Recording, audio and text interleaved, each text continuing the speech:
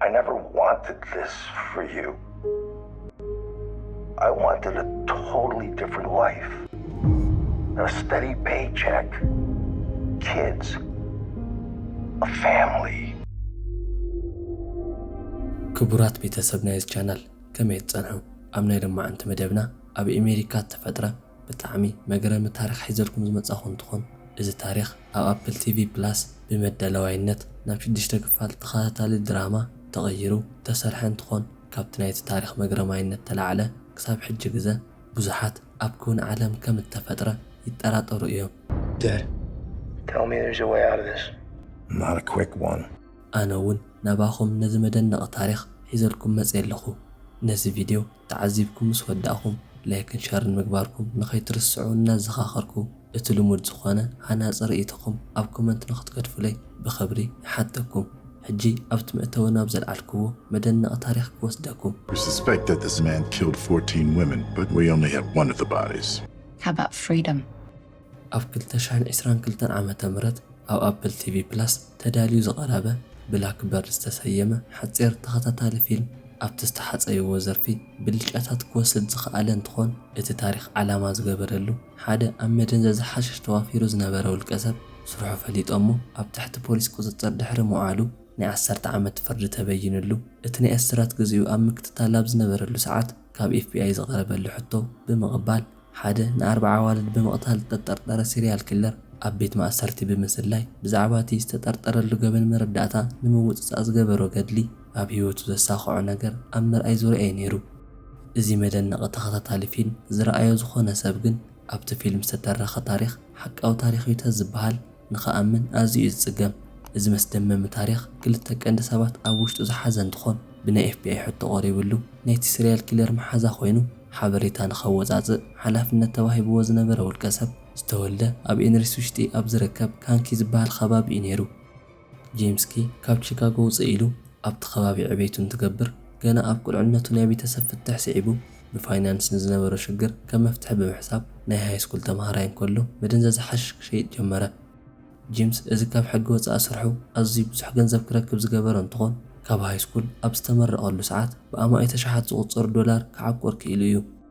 ጄምስ ኣብ ሃይስኩል እንከሎ ምዕሩይ ተኽለሰብነትን ዓብዪ ዓቕምን ስለ ዝነበሮ ኣብ ዝተፈላለዩ ዓበይቲ ዩኒቨርሲቲታት ናይ ስኮላርሽፕ ሕቶ ዋላ ተቐረበሉ ውድቂ ገይርዎ እዩ። ነዚ ምኽንያት እውን ኣብ ሓደ ወቅቲ እንትዛረብ ኣብ ዓመት ፍርቅን ኢሉ እውን ሓደ ግዜ ድማ $1 ሚልዮን ይረኽበሉ ካብ ዝነበረ ቢዝነስን ካብቲ መንደር ክራሕቕን ብፍጹም ዝሕሰብ ኣይነበረን ኢሉ እዩ። እዚ ኣዝዩ ዝበሃጎን ብዙሓት ስኮላርሽፓት ውድቂ ዝገበረሉ ስርሑ ግን ኣብ መወዳእታ ናብ ቤት ማእሰርቲ ወሲድዎ። ኣብ 1996 FBIን ድራግ ኢንፎርስመንት ኤጀንሲን ወይ እውን DEA ኣብ ዓይኑ ውሽጢ ስለ ዝኣተወን ብዝተገብረሉ ምክትታል እቲ ስርሑ ብቡቁዕ መረዳእታት ተረጋጊጹ ናይ 10 ዓመት ፍርዲ ተመሓላሊፉሉ ናብ ማሒሩ ክኣቱ ክኢሉ እዩ። ጄምስ ከም ትዕድልቲ ኮይኑ እቲ ናይ ማእሰርቲ ግዚኡ ክቕበሎ ካብ ዝጀመረሉ ድሕሪ ሒደት ወራሕቲ ንድሓር ናይ FBI ኣባላት ጽቡቕ ሓሳብ ሒዘምሉ ይቐርቡ። እዚ እውን ነቲ ብናይ 40 ኣዋልድ ቅትለት ንዝጠርጠር ናይ ሌሪ ሆል ናይ እምነት ቃሉ ብሜላ ንኸወፃፅኦን ነዚ ክገብር እንተኽኢሉ እውን ነቲ ዝነበሮ ናይ ገበን ሪከርድ ኩሉ ተደምሲሱ ናፃ ዜጋ ከም ዝኾነ እዩ ነይሩ። How about freedom? ነዚ ስምምዕ ግን ጄምስ ኣይተቐበሎን ነይሩ። ምኽንያቱ እውን ድማ ን40 ኣዋልድ ብምቕታል ምስ ተጠርጠረ ሰብ ኣንደርከቨር ኮይኑ እንተተቐራረበን ብሃንደበት ግን እቲ ሚስጥር ወፂኡ ሌርን ተሰሚዕዎ ንህይወቱ መስግእ ብምዃኑ ብምሕሳብን ኣብ መደንዘዝ ሓሽሽ ኣብ ንግዲ ብዝነበረሉ ጻንሒት ኣብ ልዕሊ ሓደ ሰብ ከምዚ ዓይነት ነገር ምግባር ካሓደ ዘብል እዩ ነይሩ። ቅፅዓቱ እውን ከቢድ ዝነበረ ብምዃኑ ናብ ውሽጡ ኣትዩ ሰሪፅዎ እዩ ነይሩ። ካብዚ እውን ተላዕለ ንዘይምኽሓድን ኣብ ህይወቱ ካልእ ሓደጋ ንዘይምፍጣርን በቲ ሓሳቦም ከይተሰማምዐ ይተርፍ። ኣብዚ መንጎ ግን ናይ ጄምስ ወላዲ ኣቦኡ ሃንደበት ብናይ ልቢ ድኻም ይሓምም። ኣብዚ ሰዓት ጄምስ እቲ ናይ 10 ዓመት ቅፅዓቱ ወዲኤ ክወፅእ ዋላ እንተበለ ኣቦኡ ብህይወት ዘይክረኽቦ ከም ዝኽእል ይሓስብ። ካብዚ እውን ተላዕለ ካብ FBI ዝቐረበሉ ስምምዕነት ይቕበሎ። እቲ ስምምዖም እውን ምስ ተፈራረሙ ጄምስ ናብቲ ሌሪ ዝርከበሉ ቤት ማእሰርቲ ይዘዋወር። ሌሪ ሆል ድማ ብኻልእ ገጹ ኣብ 1992 ዓመተ ምህረት ዲሰምበር 11 ኣብ ኢንድያና ውሽጢ ኣብ ዝርከብ ዋባሽ ዝተባሃለ ከባቢ ዝተወልደ እንትኾን ብንእሽተይ ደቂቕ ቀዲምዎ ዝተወልደ ጌሪ ዝተባሃለ ማንቱዕ ሓው ነይርዎ እዩ። ኣቦኦም ናይ ኣልኮል ወልፈኛ ዝነበረ እንትኾን ንቤተሰቡ ብጣዕሚ የጸግምን የሃርሞምን ነይሩ። ሌሪ ካብ ቁልዕነቱ ተላዒሉ ኣብ ቤት ትምህርትን ብቤተሰቡን ብዙሓት ማህረምትን ግፍዕን ይበጽሖ ነይሩ። ካብዚ ንድሓር ሌሪ መንእሰይ ኣብ ዝኾነሉ ሰዓት ኣብታ ሃገር ውሽጢ ናብ ዝተፈላለዩ ቦታታት ብስራሕ ምኽንያት ይዘዋወር ነይሩ። ኮይኑ ግን ኣብቲ ሰዓት ናይ ፀጥታ ኣካላት ብዘደናግር መልክዑ ንሱ ኣብ ዝኸደሎም ቦታታት ብበዝሒ ናይ ደቂ ሰባት ምጥፋእ ዜና ይስምዑ ነይሮም። እሞ ደኣ እዚ ነገር ንብዙሓት ግዜታት ዋላ እንተቐፀለ ናይ ሕጊ ኣካላት ኣብ ልዕሊ ሌሪ ብድፍረት ኢዶም ንኽጥቅሙ እኹል ማስረጂ ክረኽቡ ይከኣሉ ነይሮም። ኣብ 1993 ዓ.ም ግን ናይ ሌሪ ማኪና ፖሊስ ንጓል 15 ዓመት ንእስቲ ዝኾነት ናይ ጄሲካ ሮች ሬሳ ተሰንዲድ ተረኽበሉ ኣብ ናይ ዓተር ተሓራስ መሬት ከባቢ ኣብ ቅድሚ ሕጂ ተራእዩ ከም ዝነበረ ካብ ናይ ዓይኒ ምስክር ዝኾነ ሰብ ይወሃቦ። ሌሪ ኣብ ትሕቲ ቀይዲ ውዒሉ ምርመራ እንትግበረሉ እውን ነታ ንእስቲ ከም ዝቐተላ ከኣምን ክኢሉ እዩ። ብቁልጡፍ እውን ግን ነቲ ናይ እምነት ቃሉ ብምቕያር ከም ዘይቀተላ ይዛረብ። ፖሊስ ኣብቲ ሰዓት ሌሪ ብናይ ቅትለት ገበር ንምኽሳስ እኹል መረዳእታ ዋላ እንተዘይነበሮ ነታ ንእስቲ ብምጭዋይን ብምግሳስን ገበን ብእኹል መረዳእታ ብምርግጋጽ ናብ ቤት ፍርዲ እቲ ጉዳይ ወሲዶም ናይ ዕድመ ልክዕ ማእሰርቲ ከፍርድዎም ክኢሎም ነይሮም። እሞ ደኣ ካብዚ ንድሓር ናይ FBI ፍርሒ ዝነበረ ሌሪ ኣብቲ መጋባእያ ናይ ሜዲሱ ይረኣየሉ ሕቶ ቀሪቡ ብምንባሩ እቶም መረዳእታታት ምናልባት እውን እኹል ኮይኖም ተዘይተረኺቦም ወይ እውን ናይቲ ገበነኛ ጠበቓ ንጹህ ከም ዝኾነ ዘርእዩ ማስረጃታት ከቕርብ እንተኽኢሉ እዚ ጨካን ቀታሊ ብናጻ ተሰዲዱ ናይ ካልኦት ዜጋታት መሳኺን ህይወት ምቕታሉ ክቕጽሎ እዩ ብዝብል ነይሩ። ኣብቲ መእተዊ ዝተዛረብኩም ታሪክ ተፈጥረ ኣብዚ ሰዓት እዩ ጄምስ ካብ ናይ FBI ብዘቐረበሉ ስምምዕነት ናይ በዓል ጥራይ ዘይኮነስ ምናልባት እውን ናይ ብዙሓት ህይወት ክትርፍ ዝኽእል ልእኽቶ ሒዙ ናብቲ ሌሪ ዝርከበሉ ቤት ማሕየር ክኸይድ ዝመረፀ።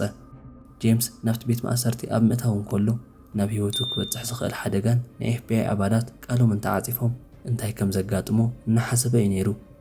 ናይቲ ቤት ማእሰርቲ ማዕጾ ምስ ሓለፎ ግን ንባዕሉ ትብዓት ሂቡ ሙሉእ ትኹረቱ ነቲ ሓላፍነት ኣብ ምውፃእ ጥራይ ገበረ።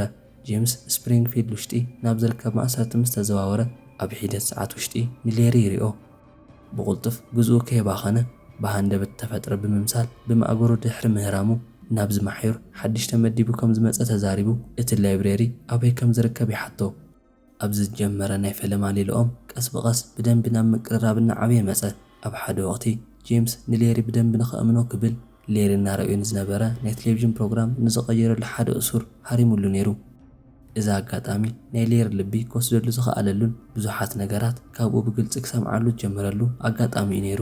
ካብዚ እንዳሓር ሌሪ ንጄምስ ብጣዕሚ ግልፅና ኾነሉ ብምምፅኡ ኣብ ፈለማ ኣዋልድ ምቕታል ክንደየናይ ዝኣክል ከም ዘሐጉሶ ኣስዒቡ ድማ ቅድሚ ሕጂ ብዛዕባ ዝቐተለ ኣዋልድ ብእሪ ቁፅር ክዛረቡ ጀመረ። እዚኣቶም ናይ ሌሪ ዝርዝራት እቲ ገበን ካብ ዝፈጸሙ እንትርፊ ንባዕሉ እቲ ሰብ ካልእ ዋላ ሓደ ክፈልጦም ዘይኽእሉ ምዃኖም ፖሊስ ከይተረፈ ይፈልጥ እዩ። ኣብ ሓደ ወቕቲ እውን ጄምስ ሌሪ ኣብ ናይ ኣሜሪካ ማእኸላይ ምዕራብ ካርታ ብትኹረት እናተዓዘበ ይረኽቦ። ኣብቲ ካርታ እውን ብቐይሕ ማርከር ነጥብታት ዝተገብረሎም ዝተፈላለዩ ቦታታት ነይሮም። እዚኣቶም እውን ምናልባት ሌሪ ንዝተጠርጠረሎም 40 ቅትለት ናይተን መወቲ ሬሳ ተቐብረሉ ቦታ ክኸውን ከም ዝኽእል እዩ ዝእመን። ሌሪ ቀፂሉ ብዕንፀይቲ ዝተቐርጸ ናይ ዒፍ ምስሊ ድሕሪ ምስርሑ ኣብቲ ካርታ ብምቕማጥ ንጄምስ ነቶም መወቲ ንክሕሉ እዩ ኣብዚ ዝገብሮ ከም ዝበሎ ጄምስ ተዛሪቡ እዩ። ኣብ መወዳእታ እውን ጄምስ ናብ ናይ FBI ኣባላት ኣብ ልዕሊ ሌሪ እኹል መረዳእታ ከም ዝኣከበን እቲ ዝረኸቦ ናይ ቀድሚ መረዳእታ ካብቲ ዝደልይዎ ንላዕሊ ምዃኑ ድሕሪ ምግላጹ ሌሪ ብግልፂ ኣብቲ ፈለማ ካብ ዝረኸቦ ሰዓት ጀሚሩ ከም ዝጸልኦን ዔር እናበሎ ሓቢርዎ ከም ዝነበረን ይዛረቦ። ጄምስ ስርሑ ዝወድእ ዋላ እንተኾነ ናብ FBI ኣባላት ዝለኣኾ መልእኽቲ ብግዚኡ ናብቲ ዝደለ ልክዕ ሰብ ክበፅሕ ብዘይምኽኣሉ ንኽልተ ቐነ ንበይኑ ተዓፅዩ ኣብ ጸልማት ክፍሊ ውሽጢ ንክሕልፍ ተገዲዱ እዩ።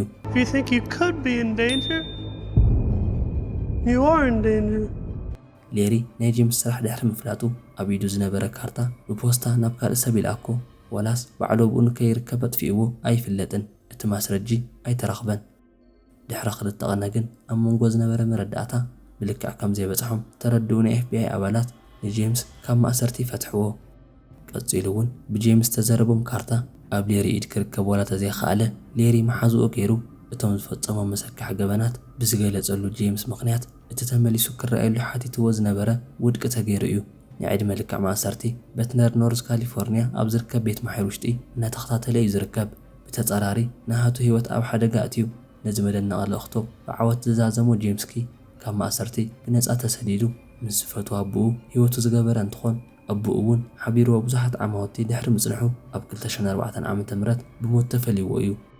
ጄምስ ካብ ማእሰርቲ ድሕሪ መውፅኡ ካብ ዘጋጠሙ ዙርያ መጽሓፍ ካብ መጽሓፍ ተላዒሉ ብዙሓት ቢዝነሳት ዝሰርሐ እንትኾን ኣብዚ ሕጂ ሰዓት ናይ ባዕሉ ናይ ሪል ስቴት ዴቨሎፕመንት ካምፓኒ በዓል ዋና እዩ።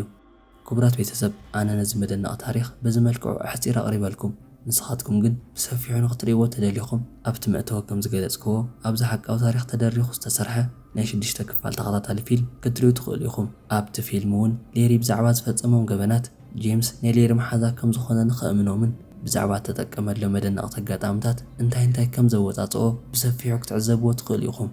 ኮይኑ እውን ግን መማቕርቲ ነቲ ፊልም ተባሂሎም ተወሰኽሉ ልቢ ወለዳት ከም ዘለውዎ ክትፈልጡ ይደሊ።